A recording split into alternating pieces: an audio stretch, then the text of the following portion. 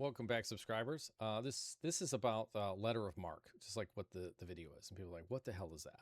Be like, "Well, it isn't Mark of the Beast. Like, don't go there. That's not what this is. This has to do with maritime law and a moment in history where um, most people only know it as pirates. You know, the era of it's called the Age of Sail. Okay, so you have like the Bronze Age and the Gilded Age and so on. So you have the Age of Sail, which is whenever the explorers are running around and all these countries are us trying to like swallow up as much property and territory as possible and so on. So we're basically I'm talking about this because there's a direct relation to the same relative language, the same type of stuff that's going on right now of what's happening in digital metaverse, if you will. So we're right at that age. So the nice thing, like letter of marque and this age of sale went on for hundreds of years. So um, the commandeering and tokenization of what's happening in the blockchain market is it's just getting started.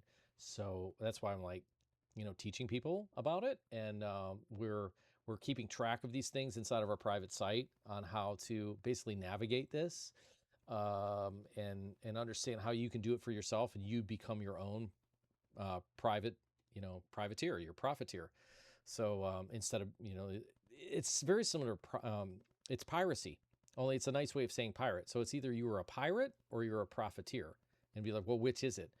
And be like, well, it's the same thing, but they never teach it. It just they would only teach it the dark side, like pirates. That you're always out murdering, pillaging, and just commandeering other vessels and things like that. And but the actual origin of it is this letter of marque. So it's spelled Marque, and letter of marque is the like original documentation to allow these pirates to go out and pillage and do whatever. So they would get these letters directly from the kings or queens, and it would allow them to be able to go out and work the seas. And if you rolled up on a ship that was, that's why the flags are so important, because you roll up on them and somebody like looks through their spyglass and they're like, oh, it's, we're, are we against Italy? Oh, that's an Italian ship. Well, we're English. Can we go after him? Be like, well, how big is it? Oh, there's 6 ships behind him. Oh, don't touch that shit. Whatever. So it was kind of like a high stakes chess match, football game on the open seas with cannons and swords and like hip high boots with buckles and shit, and tights and goofy hats and feathers in them. So that was the world back then. This went on for like hundreds of years, but it was just a way to be able to have basically a private military branch. So you had the Royal Navies going out and policing these guys and gals on the open sea and just checking manifests. And if the manifest wouldn't check out, they would, like, if somebody wasn't running like clean books, then the Royal Navy would then take over their stuff. So it basically kind of sort of kept everybody honest, if you will. So in the beginning, it was all kind of on the up and up. So it's a way to basically crowdfund naval military is the best way to think of it. But the people that would get into it they would split part of the bounty. So, like, say you commandeered a ship, or you went and had a letter of marque, you had a ship as a privateer, you go to the crown, get the letter of marque, and you're like, okay, whatever we bring back, we'll split it with you, whatever the terms were, 50-50, 20, we get 20%, you get the rest. The captain gets this much, everybody gets a cut of it, but ultimately it's like you're doing it under the wing and protection of the crown.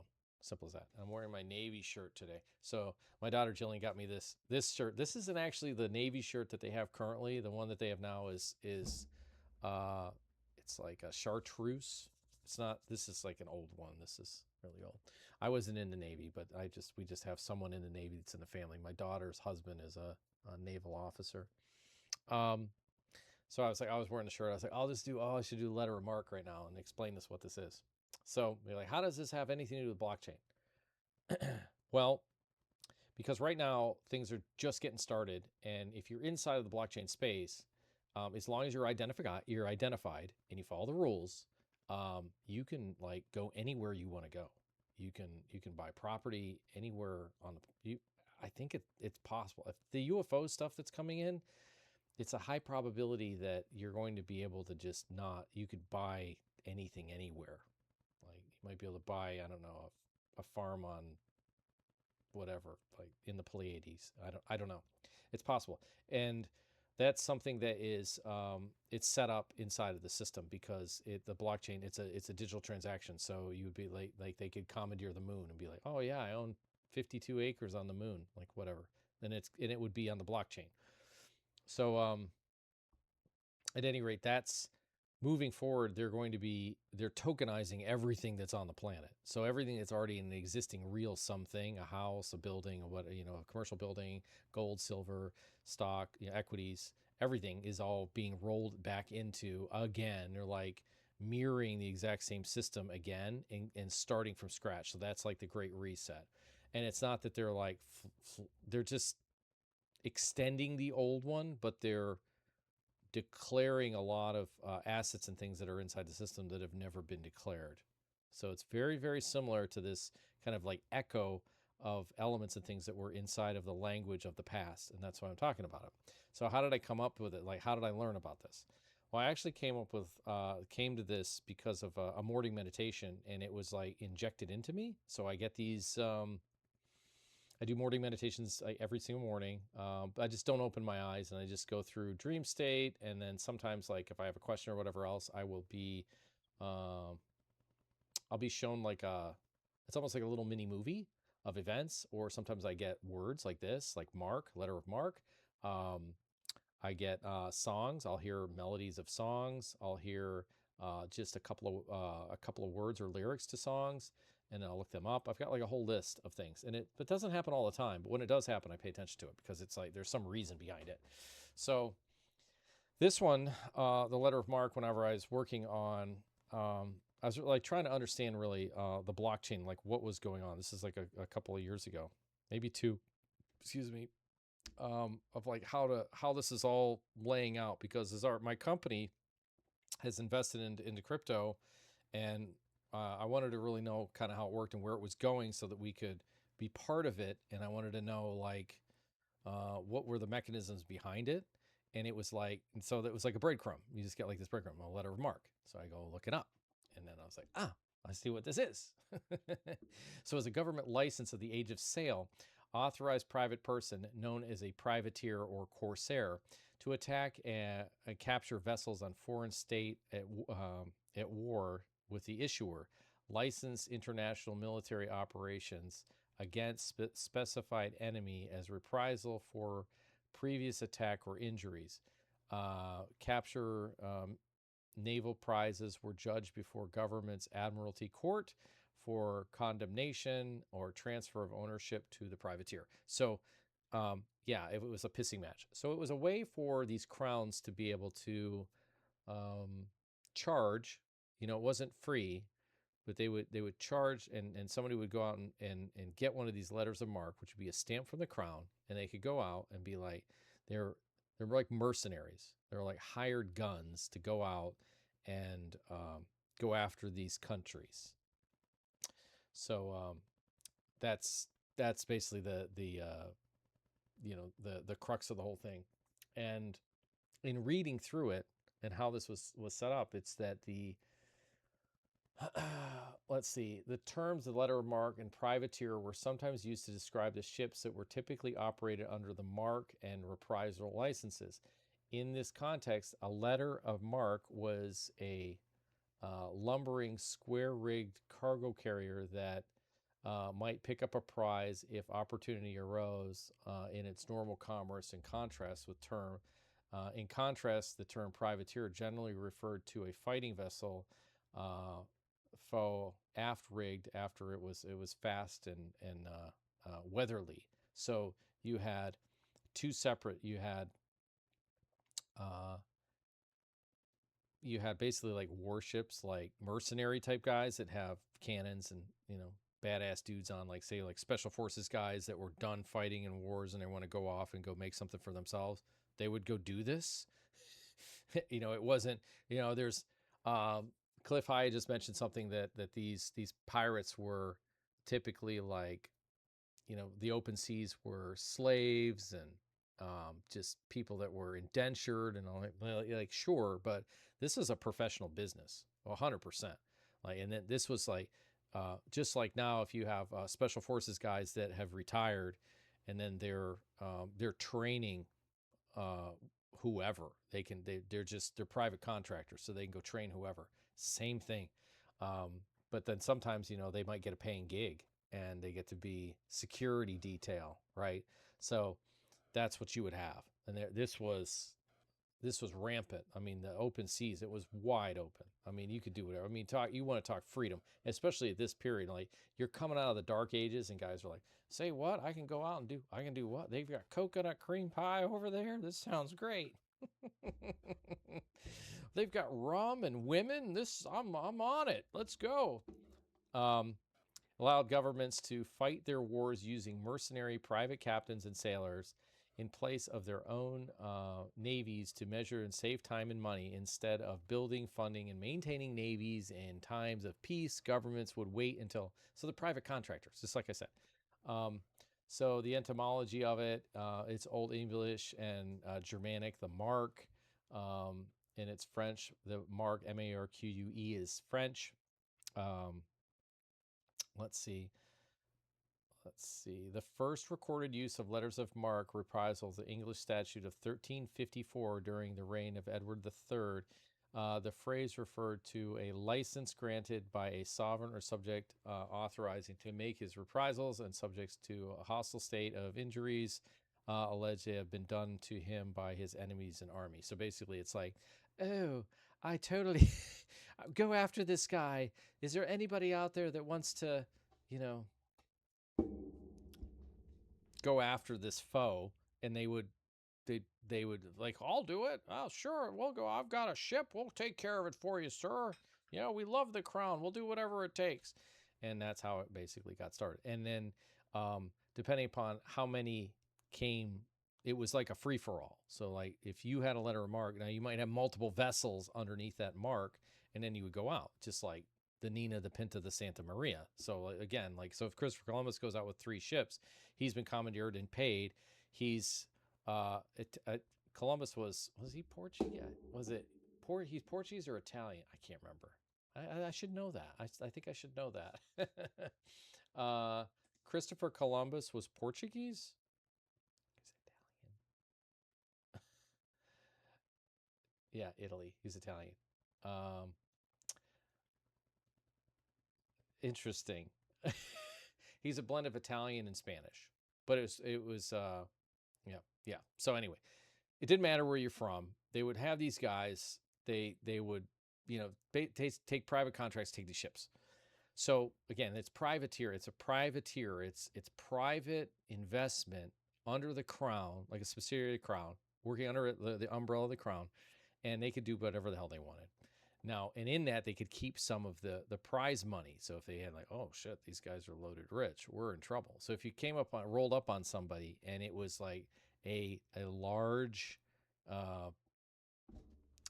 haul, then it would cause a problem. And most of them would be small uh, small winnings, if you will.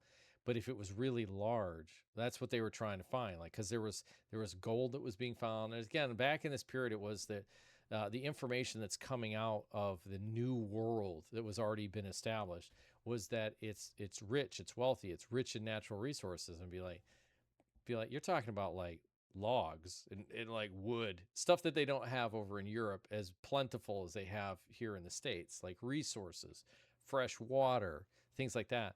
So they're assuming it's like gold everywhere, that it's just like hanging from the trees. Now, to be clear, back then you could go into, I just know this from local lore of being in North Carolina. North Carolina, before the gold rush that went out west, North Carolina was like the shit. I guess that from the lore is that you would be able to like walk in the mountains up in the Appalachians on the western side of North Carolina and just find chunks of gold in these streams. Like actually one of the largest nuggets to be found was in North Carolina. So anyway, So it was to be found. So they would be like getting this material and then bringing it back, but they didn't really have the infrastructure. So it was more like trying to like commandeer, like, what do you have? What do we have? Let's trade a little bit. I got the rum. I got the whatever it is that they're trading. People, rum, textiles, whatever, raw materials, things that we're shipping, dry goods. And that's where they were figuring out like, oh, we can grow XYZ here. And this is a cash crop. Okay. They didn't have yet tobacco. Rice was a huge commodity that they ran. Things that they could dry and ship were like, was money. Okay. And then especially if you could plant it, then it was a printing press. It was easy money.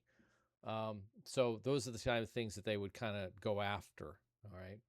And so, um, of interest, applying for and legal effect of the letter of marque. The procedure of issuing letters of marque and issuing authority varied by time, circumstance of colonial British America. For instance, colonial governors issued such letters in the name of the crown during the American War of Independence, authorized shifted from individual state legislator following by both the state and Continental Congress. So, for example, the U.S. is just getting started, and let's say you were like a Frenchman.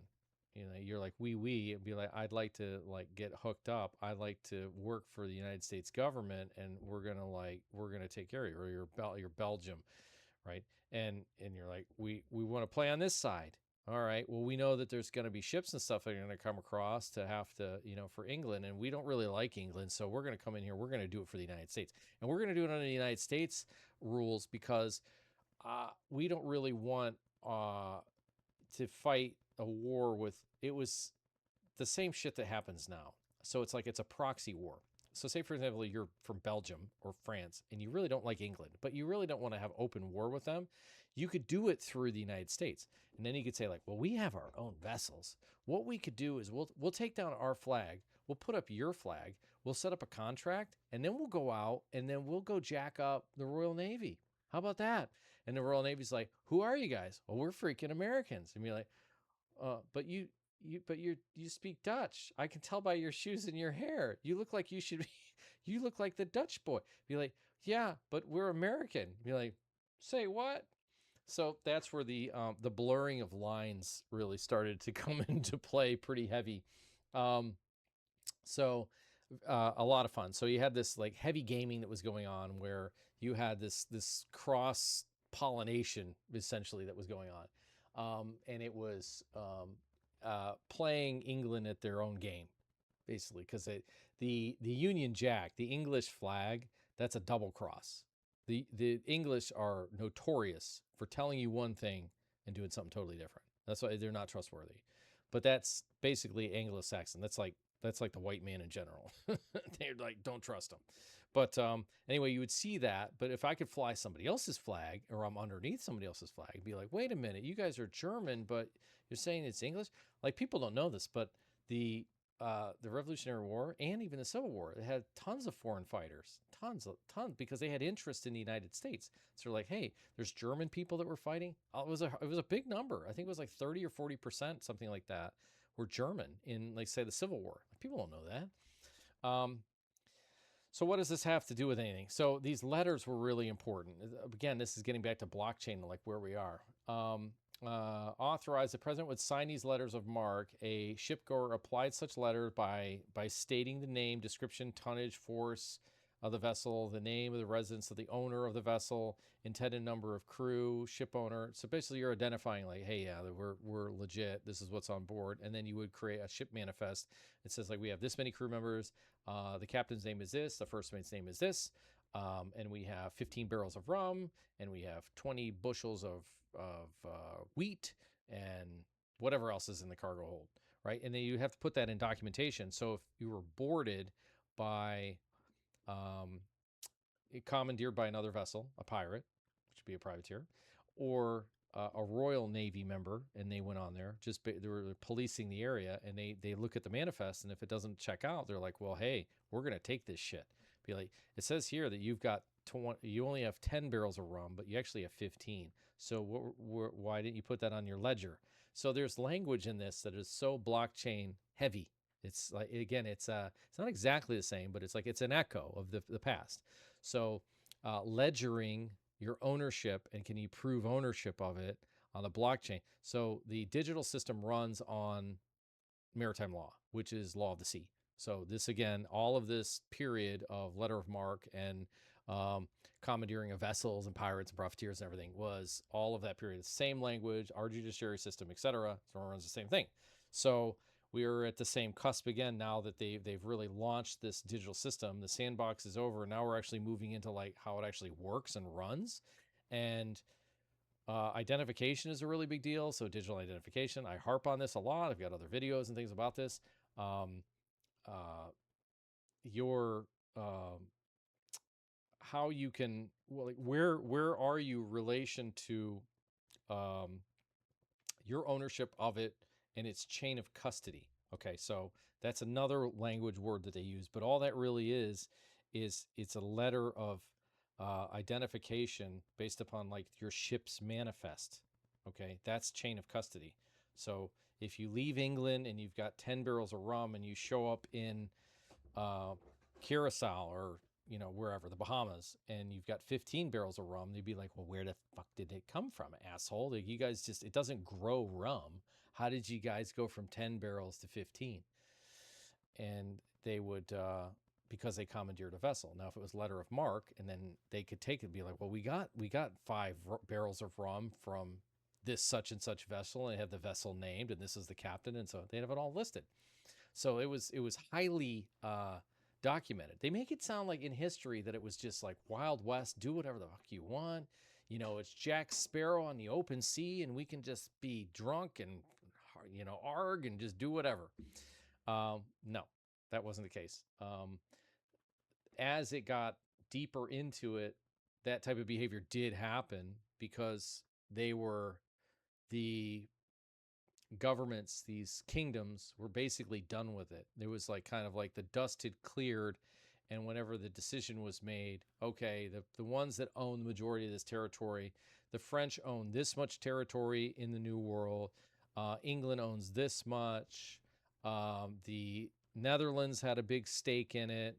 We're going to consolidate efforts. There's going to be a deal between England and the Netherlands, New Amsterdam, da da da da da. So it was a whole thing. So it was like, basically you have like XYZ amount of years, get this done, da da da da, get all these territories declared, and then once that's done, then it's going to be like this is run through Rome, through the what we know of the Vatican, is that the church was the one that was handling all of these land claims. So if there was any disputes or anything, they were the legal arm of these transactional elements and things that were happening during that period. And then you had obviously like cleaning up of some of these guys that were really good at what they did, but they maybe they owed some debts. Maybe they pissed somebody off at a party. Maybe they, I don't know, boinked some guy's girlfriend or wife, at a party, and and then it pissed everybody off in the family, and it's like they're not going to duel. They'll just be like, well, set him up and kill him. We don't want him around anymore. So I'm just looking at the body of Captain William Kidd hanging in gibbet over the Thames, is a result of confusion over whether Captain Kidd took prizes legally under a letter of marque or illegally as a pirate. So it would go to the courts, and they would make a decision, and that's where you would get like the death of Sir Walter Raleigh was considered like he's a good guy from England, bad guy for Spain, pirate to Spain. Yeah, and then ultimately England loves him. He pisses off. He does something he's not supposed to do, and then England kills him anyway.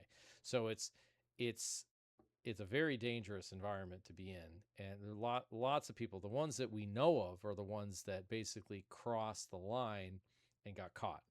But lots of guys were doing it. It's just that they made history. So I think I'm going to probably cut it off with this. The thing that's really cool with this is that we're moving into this blockchain digital space that identifies that who you are, and then you can start doing business in other countries, other jurisdictions. You can buy property in, you name it. If it's been tokenized, you can buy the property. You'll have a reason to be there. For example, like if someone like would stick a flag in the ground and claim it for a nation. That's a declaration that they own it. I get it with a whole native thing and they don't own anything, but that was their whole scam to the whole thing. And that's why the natives are like, what do you mean you own it? What do you mean you declared it? Oh, we just wrote it down on this piece of paper and we declared it. And we got the flag in there. But what? But we've been here for generations. Oh yeah, it doesn't work that way. We're playing a new game now. This is how it works. But they wouldn't tell them how it works. So anyway, that was the benchmark for starting this new economic system, worldwide system, and to get other people all involved and get them incentivized to get into. So they're doing exactly the same thing with the blockchain. This is what the real world asset market is. So it's fun and entertaining to look at the past histories and how this worked and how.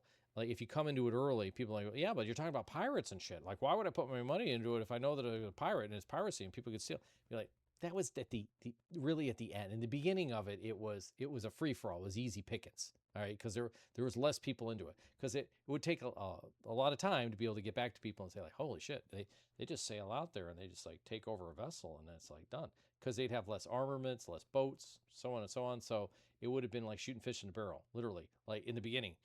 Because anytime you start a new business venture in the beginning, it's always very easy, and then whenever you get more and more and more competition, it becomes difficult, and that's where you start reaching these stalemates, and you're like, all right, we got to cut this shit out. It's been a few hundred years, and everything has been stabilized, and now we just have it's not lucrative anymore. And now we have captains that are turning on their marks, becoming like full-time pirates, and it's becoming very dangerous. And we just don't need it anymore. So get rid of them. And that's where it became like open season on these guys. So, but it took hundreds of years. So anyway, it's fun to kind of, like I said, like weave it in on this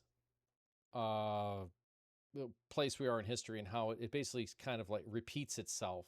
And we're dealing with like metaverse. All right. So everything has been pretty much discovered and found on the globe. Whatever you want. It doesn't matter if you're a flat earther or a glober or whatever else. Just territory, places you can put your feet down. Okay. So the land is what would be discovered and found. And if you look at the map, there's somebody has a mark on it, which is a name of a country. It's commandeered. So now the metaverse, they're redoing it all over again. So everything is going to be blockchained, put on the blockchain, tokenized. And now they're going to be able to take, like, say, for example, Brazil, it's huge. You tokenize and put on the blockchain property that's in Brazil, dirt, housing, commercial buildings, whatever, anything that's owned by that nation, then put on the blockchain. And then investors from United States, China, Russia, anywhere, anybody that's on the blockchain can then buy a portion or all of that, whatever has been tokenized inside of that jurisdiction. So now you have even more mixing. You have more money that's coming in. So it's going to be, it's a free-for-all. It's wide open and it's just getting started. So these are the things that we talk about in Reservoir, and it's exciting because we want to know, where the good options are. Like where organizing people and teaching them of what's going on with this. And this is such a vast space that we decided, like, well, why don't we just create a community and get other people that are into it, and then make it so that if they provide information that they get out of working these new systems and understand how they work, that we can trade information, and then they'll just have free access to the information. So if my background is in real estate, like commercial, like residential real estate and commercial, like commercial real estate, and somebody else has it, but they're from that territory, do you see? Like someone's from, I'm interested in property in Brazil, or investments in Brazil, or investments in Guyana or wherever, Argentina, could be anywhere, Europe. And then somebody comes that is a property investor inside of those territories. They will know specific things that are important based upon costs and things like that. We'll get it direct. It's not like you're just like hunting around on YouTube and just trying to go to the internet. You're getting people that are like real investors that are kind of looking out for one another. We are looking out for one another to keep them safe, so that whenever you're out on these open seas, that it's important that you start pulling resources and understand like what's going on. Like if somebody contacts me and asks me about Raleigh Durham, I've been here since '97. I can tell you everything about it. And if I can't, based upon your specific question, it's just a phone call away or a couple of emails away, and I could find out based upon the people that I know that are in the area, and I could find out exactly what it is that you're driving at that you want to know about. If whatever your investments, it's a way to better protect your investments and have a better leg up on where your money's going if it's worth putting it into a certain territory. If you were, yeah, I'll probably cut it off right now. I'm 30 minutes into it, but yeah, it's I wanted to do this for a while. And I was wearing my Navy t-shirt, so I was like, oh, I should just do letter of marque today. I think I already said that. So anyway, cheers. There'll be more to come. These are really exciting times right now. So cheers.